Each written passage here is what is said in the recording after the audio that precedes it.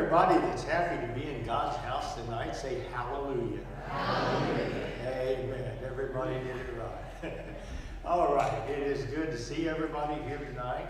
And we've got a couple seats left for a few stragglers that may come in. And I want to say thanks for being with us on our live stream there. And for all of those that hope we do something tonight that blesses your heart. And at this time, Aaron is going to come and lead us in the singing. Just do what he says. That's dangerous. Let's start this evening by singing the chorus. We have come into his house, gathered in his name to worship him. That's what we've come to do tonight. It says in his name on top. Thank you.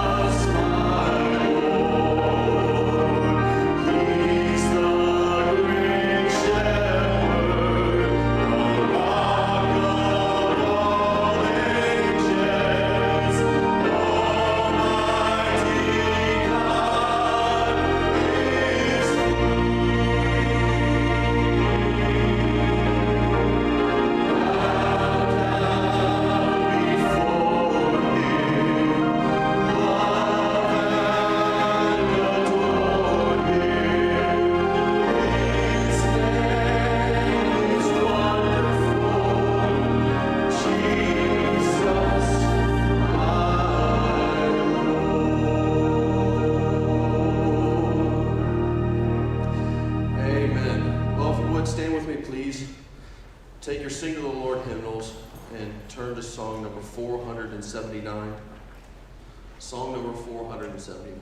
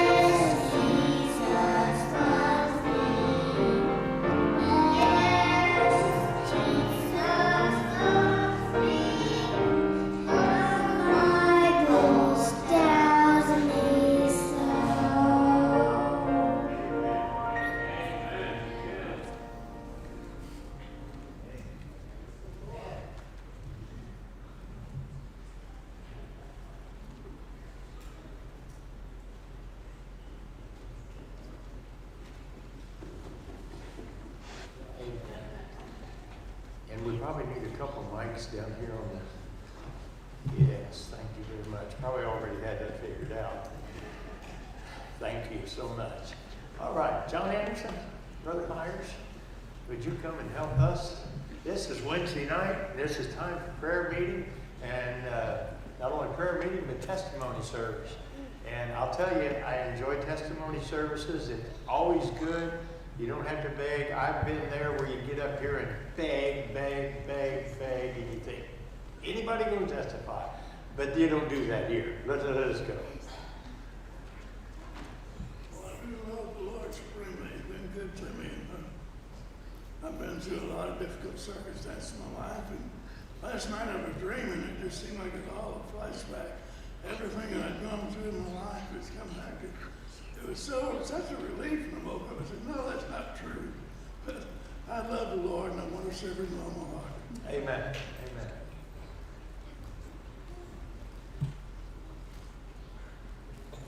It's been a while since I've testified, but I have a lot to be thankful for God for. It's not much, but for the past year and a half, I've been going through medical issues and trying to get a disability for it, and I finally got to the hearing process, and I do have a hearing October 28th for my disability. And a couple days ago, I went into work, and I've been working so hard, and I found out that I got cashier of the month at work, plus my picture got picked for a Lowe's commercial, and I just praise God for helping me work so hard to get to this point, and I thank God every day. Cat. Well, I want to praise the Lord for His protection today. I was doing something and I looked up and lo, something big was coming at me. And I escaped. But I want to thank the Lord for watching over me. Amen. We just don't know when danger is going to strike. But we know we have one that cares for us and will help us during the trials. Amen. Amen. Did you wear that shirt in honor of our pastor that's underneath one of them trees? All right. It looks good, though. I like that. It's a good looking shirt. All right. Someone else. Keep John Henderson busy over here if you can. I'm thankful for answered prayer. My sister had a procedure today and she came through just fine. But I'm also thankful that He's speaking to hearts. I can see and know that He's speaking. Sometimes we pray, but we can go by faith. That we know God hears and answers prayer and is speaking. And I just want to live my life pleasing to Him and be an example that He would have me to be. Amen. There's a couple back there. There you go. I have so much to praise the Lord for. I love Him tonight with all my heart, and I enjoyed both the messages Sunday. I'm so thankful for God's Word. I love it. Amen. Praise the Lord. I've been wanting to memorize scripture more and more because we're going to need it. And one of them that's real easy is 56:3. The time I am afraid, I will trust in Thee. And I say that a lot of times over and over. But then I realized that, I can't see it. Thank you. I realized that verse 4 says, in God I will praise His word. In God I have put my trust. I will not fear what flesh can do to me, or what COVID can do to me, or any of the politicians. Yeah. So I'm going to try to start memorizing that one too. I think there's so much in His word, and so much that I missed. That I was waiting in line, and I had one of those little Gideon Bibles that Lucy had given me, and that's what I used. I was just looking through it, and I found that. So God is good, and His word is good, and I love it. Amen. Amen. You know, one refreshing thing with the cancel culture taking place, trying to get rid of everything. I go over to my mother's every Sunday, and there's a newspaper laying there, the Indianapolis Star. It used to be Star and News, now it's only Star. But on the top, on the front page, it still says, where the Spirit of the Lord is, there is liberty. And, you know, that encourages me that they haven't taken that off yet. It is kind of surprising. All right, who's going to be next?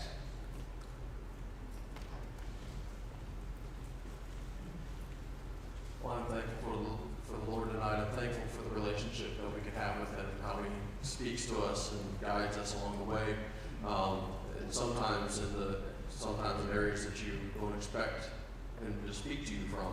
My brother and I were watching a comedian a couple weeks ago, but he has a propensity to get serious in the middle of his comedic routines. And he posed the question: if you have 2 bottles of water, you're walking down the street, and you see a homeless man thirsty on the side of the road, what do? He said, I would propose that you actually don't give him the bottle of water, but that you actually first pray and ask God what He would have you to do. He said, because there might be someone coming behind you that only has 1 bottle of water, but a stingy heart, and God's been working on that person. And you might be taking away their opportunity for God to work in their life. He said, the first scenario, if you give them the water, you play God. The second scenario, you play for God. And that's what I want to do with my life. I want to be purposeful in my service to Him. I want to listen to His voice. I want to respond to His voice. I just want to obey Him in everything I do. Amen. Amen. Hallelujah. Amen. Yes. Now, we're going to have prayer here in a little while. So this side over here has been real quiet. We'll remember you. I love the Lord. I was thinking this week, though, how amazing it is that He loves me. Yes. Just sometimes I'm just so humbled that, you know, that He even looks at me and He created everything, and yet He sees me and Yes. He knows me, and He's, you know, I was reading in Jeremiah, and it was just the whole beginning of Jeremiah was just showing how God loves His people, you know, and they turned from Him, but it was just like Him just begging them to come back, you know. And then I read in Ezekiel, and it says, and I will give them one heart, and I will put a new spirit within you, and I will take away the stony heart out of their flesh, and will give them a heart of flesh, that they may walk in my statutes and keep my ordinances and do them, and they shall be my people, and I will be their God. And I was just thinking, like, He claims us, you know, like if it were me, I would be a little embarrassed, you know, I would see all this mess, and I would be like, I don't know. But no, He's like, they're going to be my people, and I'm going to be their God. And I just love Him, and I can't believe that He loves me. Amen. Amen. How many grandparents are here tonight? Just stick your hand up. Oh, yes, yes, yes. How many great-grandparents here tonight? Okay, oh, yes, yes. You know how you feel when your children and grandchildren, great-grandchildren come by? It just makes something bubble inside, doesn't it? There's just something about it. I mean, you would literally give your life to protect them. I know you would. I know that feeling. And I got to thinking one time, that's how God feels about all of us. That's even more so. But at least for us to have an understanding, that's a feeling that He has, but it's even more than that. And so, we're just a bunch of grown-up kids, that's all, and He still loves us. He sure does. All right, who is next? I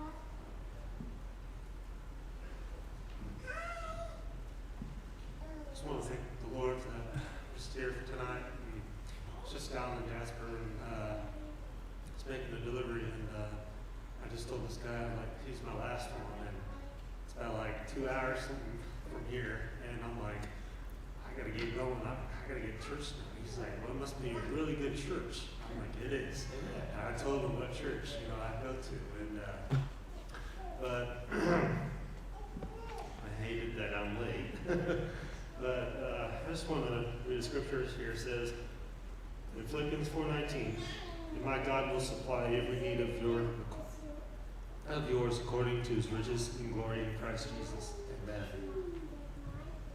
I just want to thank the Lord that He is my provider, and He provides for me. I have a job, a roof over my head, and He provides everything for me. And when I'm at gas stations getting gas, I'm waiting in line, and I see all these people trying to get lottery tickets or those things. People just say, oh, I want number 1, I want number 3, and all this, and I'm just like, never ever doing that, never will, never have. But everything that I do, but, you know, I have to do my part. And God just provides. And I don't want to trust in that and what those people, I guess they put their faith in that kind of money. I want to earn it the right way. And I just thank the Lord for just providing for me and just being there for me. I thank the Lord for that. Amen. Amen. All right. During the last couple of days, I had to drive through Atlanta, Georgia. I think Atlanta, Georgia has quite a reputation. Everybody says, you didn't have to go through Atlanta, Georgia. I said, yeah, I did. And there's 8 lanes going one way and 8 lanes going the other way, so there's 16 total. And I'm trying to stay in the middle and keep my nose clean, and traffic's real bad and backed up and people are in a hurry, and all of a sudden a semi starts coming over in your lane. And so you honk the horn if you have a chance, and you start hitting your brakes to hope the guy behind you doesn't hit you. And about that time, the semi sees, and after he's 3 or 4 feet in your lane, you're squeezed over as far as you can and not hitting the truck to your left. You don't want to get hit by the one behind you. And he finally sees you and swerves back over in his lane. That happened twice. And I want to thank the Lord. You know, we pray for safe traveling mercies. We ask God to keep us safe. One of the most dangerous things we do is get behind that wheel and pass another vehicle going the opposite direction at 55, 60 miles an hour. And when he helps us, I sure do appreciate it. I want to tell him publicly, thank you again tonight. I've already thanked him privately. He's a wonderful God. And he keeps us safe. And he knows what we have need of. I didn't know that semi-driver was going to do that. 2 different ones twice. And I mean clear over all. It's just, if I hadn't hit my brakes, this cab would have hit me.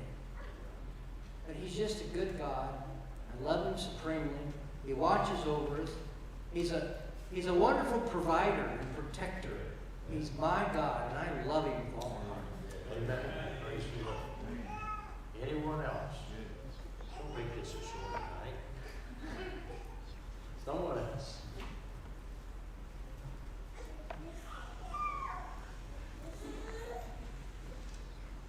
So a special song to me this week I've been listening to over and over. You all know it. It says, in my darkness, Jesus found me, touched my eyes and made me see, broke sin's chains that long had bound me, and gave me life and liberty. That's the Lord and God I serve, and I'm so grateful for him and for what he means to me. Amen. Amen. All right. Anyone else? Yes. I just want to say how much that I love the Lord. And I was thinking that we live in uncertain times, but I serve a God who is faithful and true, and I love him with all my heart. Amen. All right.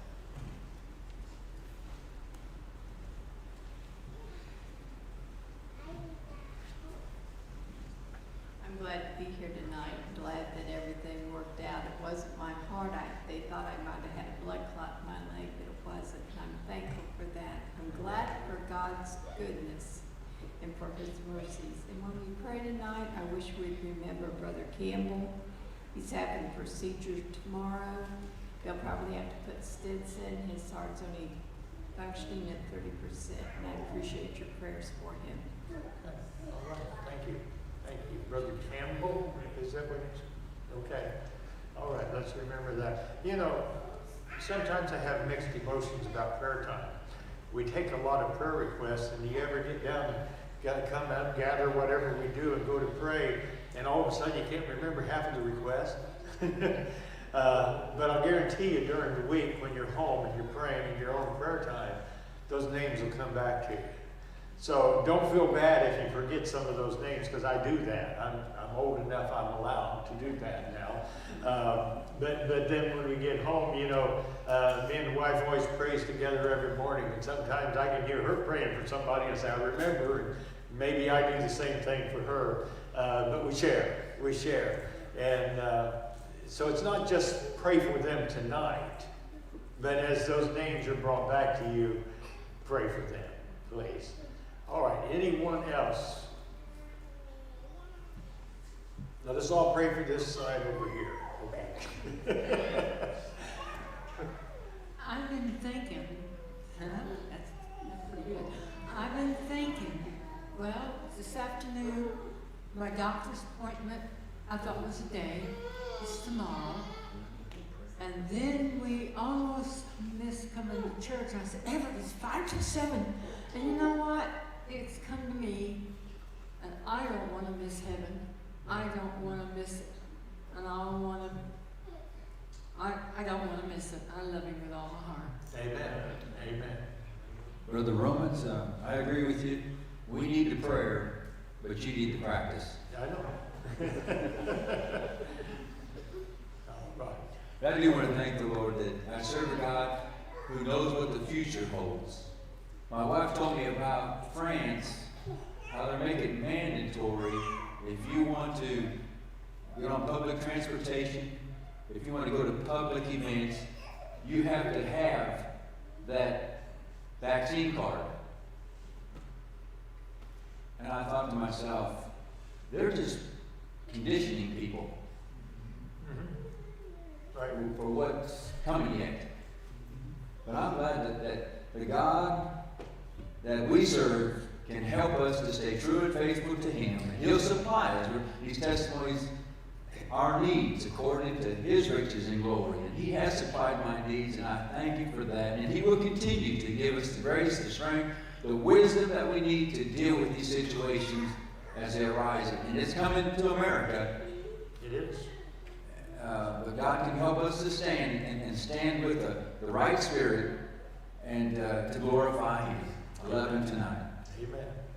Amen. Are you finished? Thank you, gentlemen. I appreciate that. And just to add to that testimony, or that news broadcast, whichever one you want to call it, it's fine. Up in Canada, there has been several pastors that have been jailed, and they're charged with inciting people to go to church. So, you think it's bad. I mean, it might be in France, but it's across our border on the northern side. Things that are basically totalitarian. How can they make you take a vaccine that is an experiment? There was a fellow back in the 30s that was experimenting on people. And they decided later on in the 40s, when they had a big trial at Nuremberg, that you can't force people to take experimental. You cannot experiment on human beings.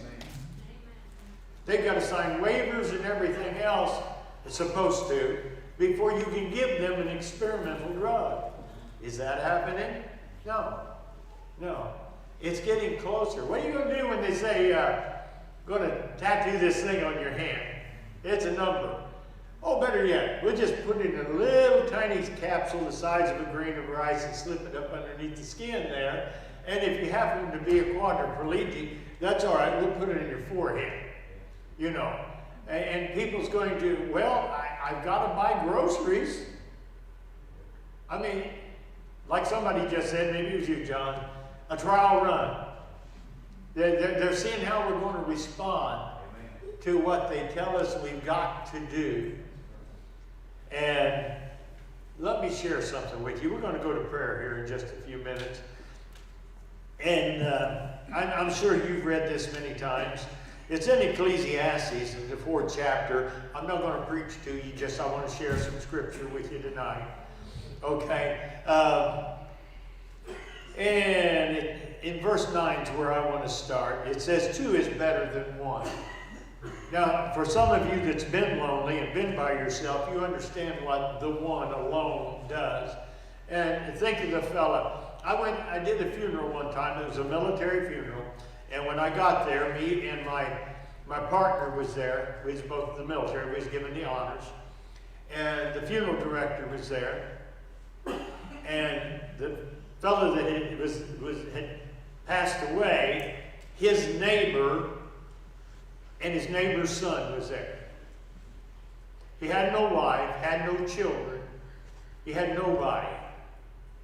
And we folded his flag, we played the taps, and I presented the flag to his neighbor, who was also a veteran.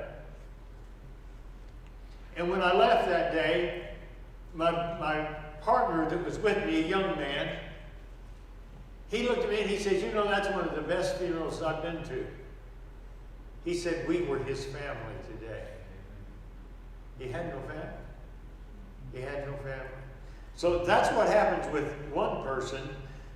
Scripture goes into some more things that happens there. But verse 9 says, two are better than one because they have a good reward for their labor.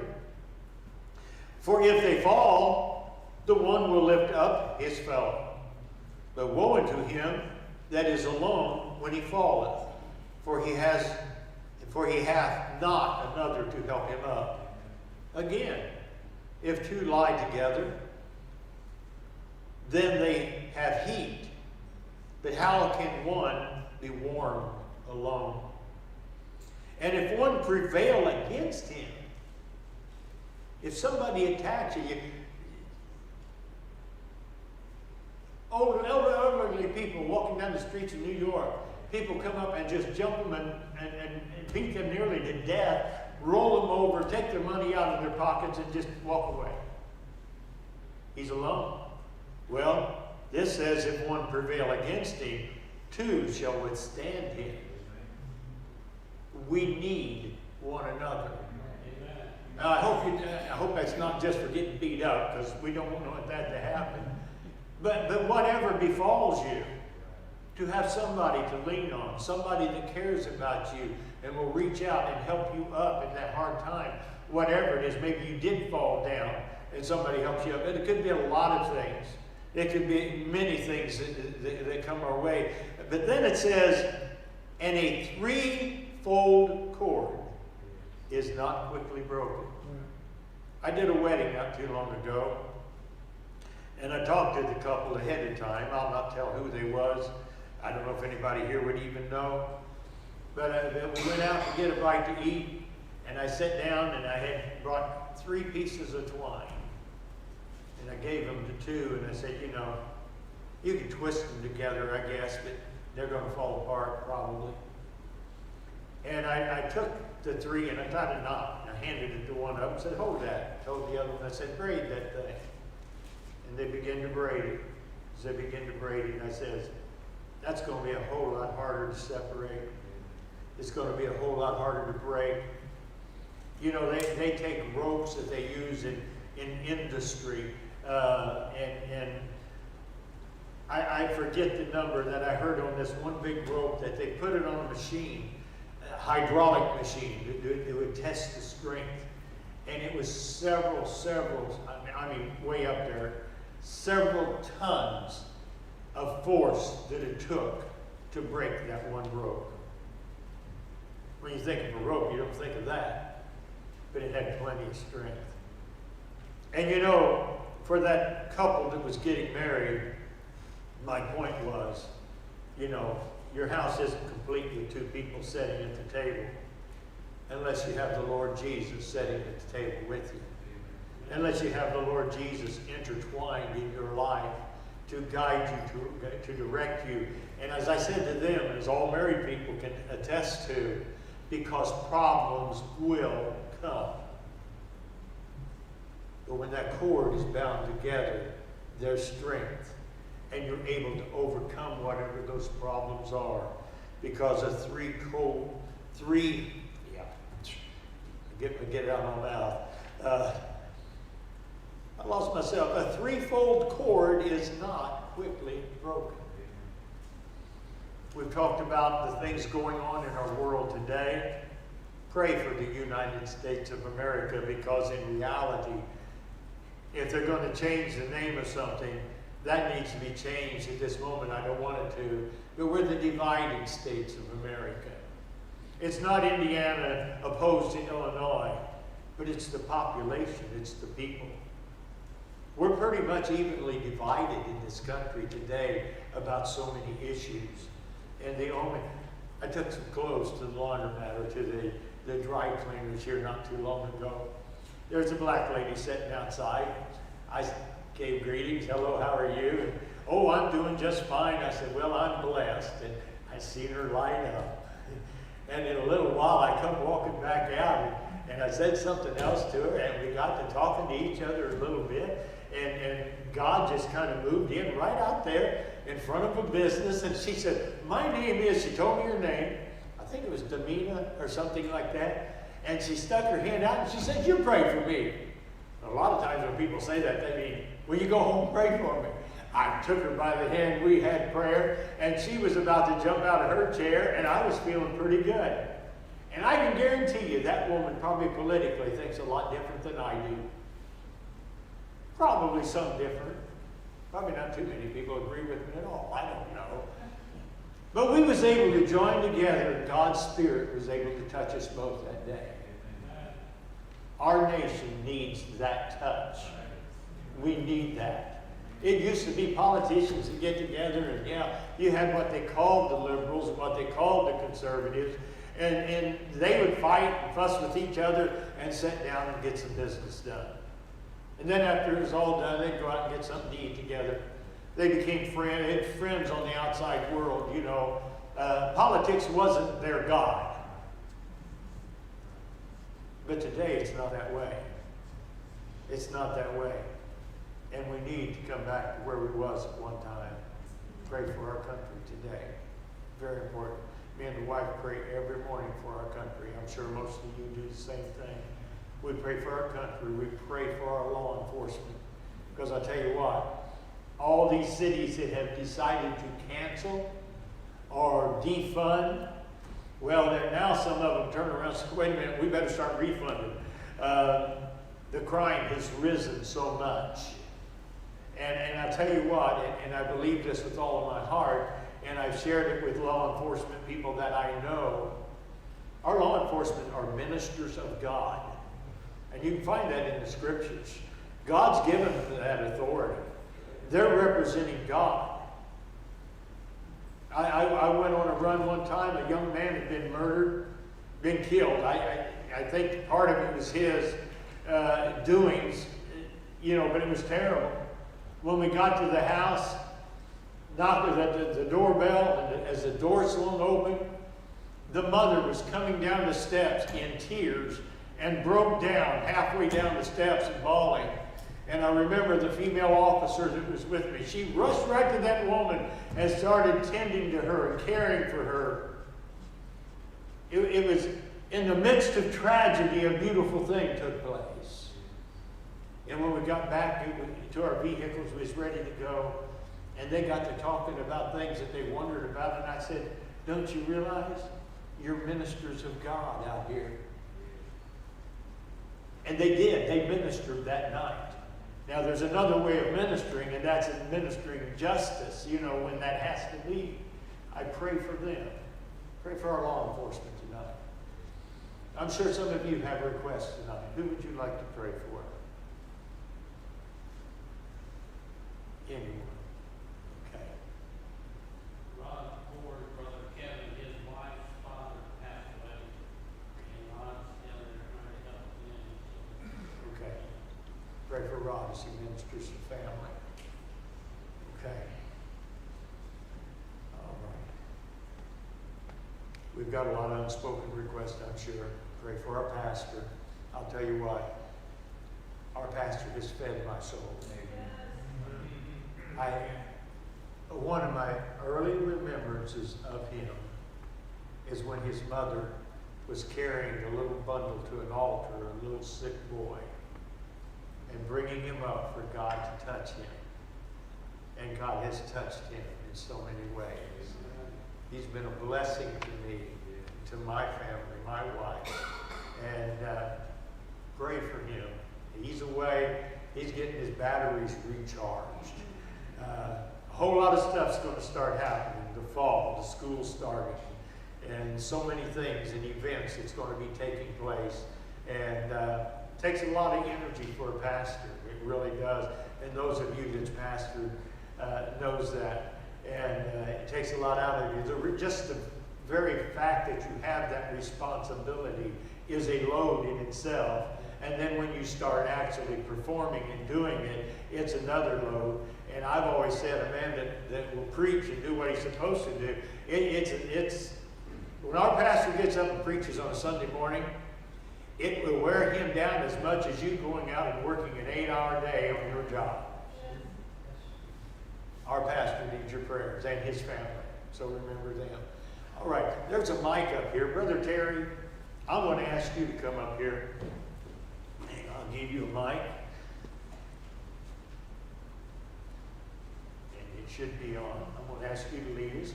Would you like to gather in, maybe all of us just up toward the front here, and just pray? And if you just want to stay where you're at and stand, or even sit, that's fine. I know some of you isn't fully motivated to move. As we get older, things change just a little bit. So let's join Brother Terry as he leads us in prayer. Your Lord is wonderful tonight to have a Savior like thee, O Lord. Sees each one of us, Lord. You know all of our cares. You know all of our problems. You know all, Lord, our desires, Lord, to do more for thee, dear Jesus. We thank, Lord, of these people that are gone from us tonight. You know where they are, dear Lord, and I pray, Lord, they're doing well. Lord, we thank you of our pastor, dear Lord, and his family. As I spoke to him today, he said he was eager to get home and start the living Last Supper and do those things. That sounded great. But I'm glad, Lord, that we have to do our part. And Lord, I want to do my part. Oh, Lord, you've heard all these requests. We know, Lord, many, Lord, have serious needs. Lord, people are, Lord, lost out to thee, dear Lord. People are running away, Lord, wanting to hide, don't want to face the truth, dear Jesus. Help them, Lord, to see, Lord, that how they need thee. Oh, Lord, I think of my brothers tonight, Lord. They've been in church. They know what it means to be a Christian. They know what it means if you're not a Christian. Lord, I'm sure most people here tonight know that also. But still, Lord, they don't serve thee tonight. I pray, Lord, you would help them, Lord, to see, Lord, as they get up in here, all of them, Lord, are older than I am. And Lord, somehow, Lord, they don't see the light. Thank you, Jesus, for this wonderful opportunity, Lord, to be together with your people, Lord, to share testimonies, Lord, to show our love one for another, that the world know, Lord, that we're different, Lord, because we want to serve thee. We're not ashamed of you, dear Lord. We're proud to be a Christian. We're proud, Lord, to be one of the chosen few, Lord, that decided to follow thee. Oh, Lord, thy will be done, dear Jesus. Lord, help others, Lord, tonight. Lord, that may have emotional problems. Others, dear Lord, that may have, trauma, Lord, in their lives. But, Lord, they have a solace, Lord, in thee. I pray, Lord, they would call out to thee tonight. Oh, Lord, you're listening, Lord. You said, knock, and it shall be open. Oh, dear Lord. Thank you, Jesus, for this opportunity tonight. We're glad, Lord, that one day, Lord, you looked down where I was and brought me out of the miry clay. Oh, praise, Lord, your holy name tonight. Amen.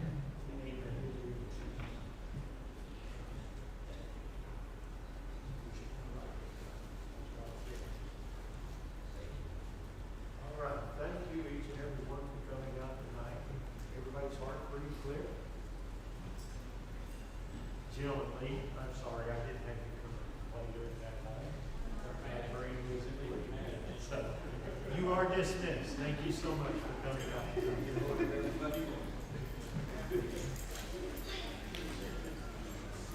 He's ready to.